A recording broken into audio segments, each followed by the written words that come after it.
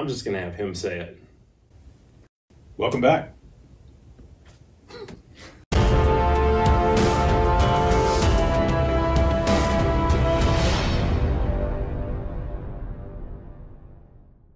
So now that we got that out of the way, for this video, I took the show on the road, and I'm in Nashville, Tennessee, with my friend Bonesy. I've had this idea for the last couple of years that I wanted to kind of go visit goalies that have, you know, some kind of a passion for the vintage gear and the vintage style and so on. And a year and a half, maybe even 2 years ago, Bonesy did a little video in his driveway with some vintage gear, and he edited it up, and it was like old school VHS style, and I wrote his name down at the top of the list. It was like, this is a guy. Like, that's when we started communicating. I think I saw that video and I sent you a message and it was like, this is the greatest thing. Like, the internet needs more of this. Yeah, that was really the first vintage anything I'd really done. I mean, even like any kind of vintage style playing was in that driveway. It was the water bottle break. You included the water bottle break. Oh, yeah. Everything about that, mask up, the water bottle break, and I think you flipped the bottle. Oh yeah. And you know, whatever, a year ago, and you were starting the YouTube up, and I was right away, I was hounding you like, dude, you gotta upload that video. Yeah, like, right. Upload that video and start sharing the link to that, because it was premium content. I would have paid for that content. Well, I gotta keep that in mind now. I'll give you a 5 spot. So yeah, yesterday, Bones and I went to a stick and puck. On my preparing to come down, I asked Bones, like, you know, any gear you want to see or you want me to bring down or whatever, and he mentioned he would like to maybe see something 90s, you know, kind of like over the top, screaming 90s type of gear. And so I was like, first of all, this dude is like a tower next to me. He's tall. The best I could do was 34 inch. So I was looking at all my pads, and I found a set of reactors sitting there that I thought, man, it's the bright colors, and that's what I put together for him. And I have a set of gear that I only wear on special occasions because I really like to look at it, and it's lasted as long as it has and taken a lot of abuse. So I brought that kit for me. Bonesy set up the schedule, and we hit the ice. Oh yeah. Why don't you talk about that, and then we'll get into talking about the gear for this. You know, like we said in our other video, I haven't had a chance to try the 90s gear and really play the 90s style. So it was a ton of fun jumping out and really kind of changing things up for me and trying something new and fun. So we actually had a conversation already about the experience and being out on the ice together, and kind of his viewpoint of the play and the style and all that. And if you want to learn about that, you're going to have to go visit BonesyTV on YouTube and hit the subscribe button and check out the video there. This video, we are going to talk about our gear that we wore. I'll probably start. Yeah. And I think what might be the best way is you kind of give your impressions of the era gear that you wore. I really wanted to wear a particular set of gloves, and I couldn't because the catch glove needs some repairs that I still have to do. I recently bought this red, white, and blue leather Cooper GM12 PF finger protected. I matched it up with a Super Pro GM31 in the same color scheme. I've worn the glove before. I've talked about it, the GM31s, quite a bit. It's an excellent glove, evolution from GM12 to GM21 to GM31. And this is the first variation of the GM31, which has this type of cheater and cuff system, where then it switched to the like one-piece face of the cuff cheater. Not going to talk a lot about that. It's an excellent glove. The blocker, I'm going to point one thing out. This is a horsehide palm that's 30 years old, so it's a bit stiff. I've been doing a lot of conditioning and it's better. But on the back of these fingers, they have sewn in Rubatex foam for protection. And over the years, that gets stiff. Now, this particular glove, it's not brittle stiff. When you bend it, it doesn't snap and crack and break. But what that means is when you have your hand in there, this glove is so stiff, you have to like make a fist to hold your stick. So when you're doing that on a heavier wood stick, after a while, your hand gets really, really tired and sore. So there's some fun in the video where I go to do a poke check and the stick just goes or it just drops, because as soon as I release a little bit to slide the stick, my hand just was like on vacation and said, okay, cool, and let go. I recently picked this up as the set with a GM 12 catch glove. First time I've taken it out on the ice.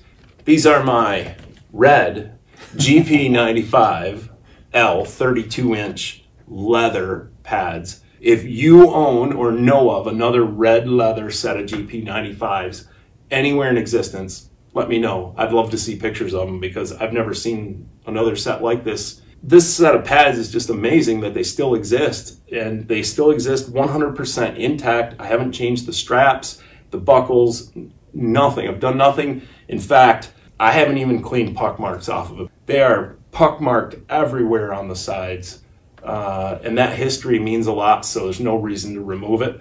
And Bones can probably attest to this, but the shin rolls as well are just blackened with puck marks everywhere. Like, oh, yeah. This guy was stopping pucks. For sure.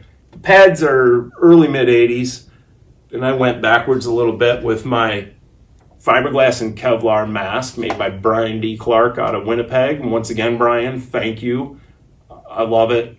And I wore it in a game, I believe it was like a pickup game or something. I wore it in. I did a video and I talked about it being a little bit of a problem with the beak making contact with my chest protector.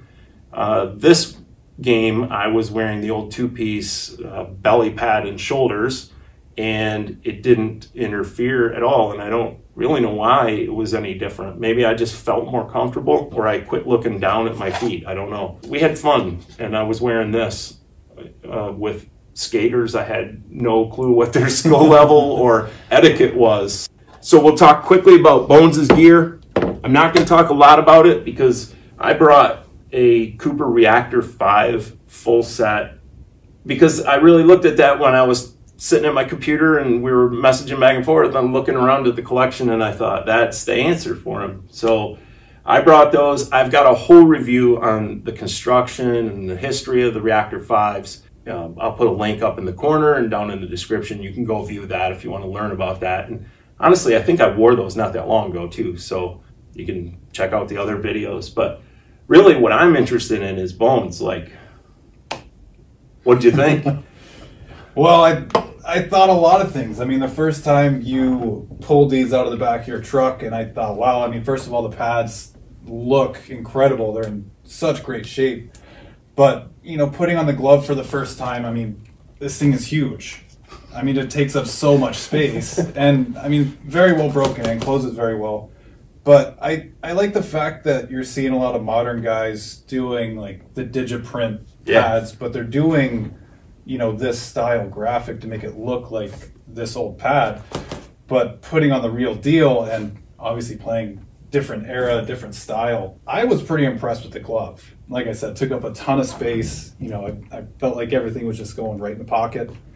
The blocker I was impressed with as well. I think I mentioned to you the rebounds just kind of died off of it. Nothing really like launched off of there, just died right in front of me. But you did mention the new palm on here. The repalm was so comfortable. I mean, it felt like a brand new blocker. So really enjoyed the blocker. And then the pads, I've never worn pads this shape before. So, I mean, you know, a little thinner on the top, get really thick on the bottom. Oh, you're right at the boot break. They're wide as heck, yeah. Yeah, so that was definitely a different experience for me, but, you know, dropping to the butterfly, they didn't want to. When I was doing, you know, dropping down to one knee, instead of the pad wanting to rotate out, it was nice to have the pad land on its face so it was consistent every time. You just made that very satisfying, you know, throwing the kick out there, making the big skate save and everything like that. So yeah, and you did a lot of that. Oh, I tried. I tried a lot. But yeah, I really enjoyed the entire set. You know, I forgot my knee guards and I thought that was going to be a problem, but I still felt protected and comfortable, oddly enough. So yeah, overall, I really enjoyed that set. So those are custom pros that were made for Tom Draper in the 95-96 season when he played with the Milwaukee Admirals. And like you mentioned, like, it's crazy. They're not beat up. They're not scuffed up. the skin of the Durasoft material is not gone. Straps have issues because they were the older style leather straps that are like a paint skin on them, and that's just dry and flakes off. But the straps themselves are even like in good condition and they're not breaking. So I'm interested in two things about the glove and your reaction. First of all, the split T. Did you notice it has that strange split T to it? I did notice the T had the double T shape to it. And as far as catching, I didn't really notice anything too crazy because I've never worn a glove like that before. Right. So, I mean, I guess I would have to try a different glove with a different T. How about the break on the palm of it? The way it's, I don't even know what degree that drop into the palm of the glove from the heel of your hand is. Like that's one of the biggest differences in that model from like all the other stuff they had. I mean, it dives right in there. You there. can see it's a sharp cut. Which honestly, I feel like that's kind of like the more modern style now, where the face of the glove just turns in this black hole into the pocket. Yeah. And it was really easy for me to just jump right into this glove. And did you notice the pocket's actually literally called the pit? No. Look on the face of it. That's right here? Yeah. The pit. The pit. That's incredible. That was the marketing. How about the flex cuff design? Like, because you really didn't do the modern hold of a glove either, though. So, but there were a couple like times where I caught myself, projecting my hands like normal. But yeah, very flexible. The blocker didn't feel quite as flexible as a modern blocker, right. But yeah, the glove, nice and flexible. We were talking before this, and like I enjoyed being like a fan on the stands watching. It was like watching the old videos of like a Hasek or anybody, the style of play, and like that was my gear being played better than I can play it. So it was a blast to do, and then to be able to trade out with you. And don't forget, go to BonesyTV on YouTube. I'll have a link down in the description, and you can see the other video from this. And I actually have another video that'll be coming out from this same trip where we got to go out on the ice with like a 12-year-old phenom that has a passion for vintage gear. And I just can't think like of a more rewarding experience that I've had with this stuff than today's like interactions with this kid. It was fun. It was fun just being there. Yeah. I didn't even have goalie gear on, and I was having a good time. Just amazing. So that video will be coming up too. And as always, please hit the thumbs up button if you like the video. Leave comments, ask questions. I think Bones will probably be monitoring comments on this one too, so he can answer if you got any questions for him, or just go over to his channel and ask the questions there. And hit that subscribe button and the bell notification so that you get a notice when I upload new videos. Thanks.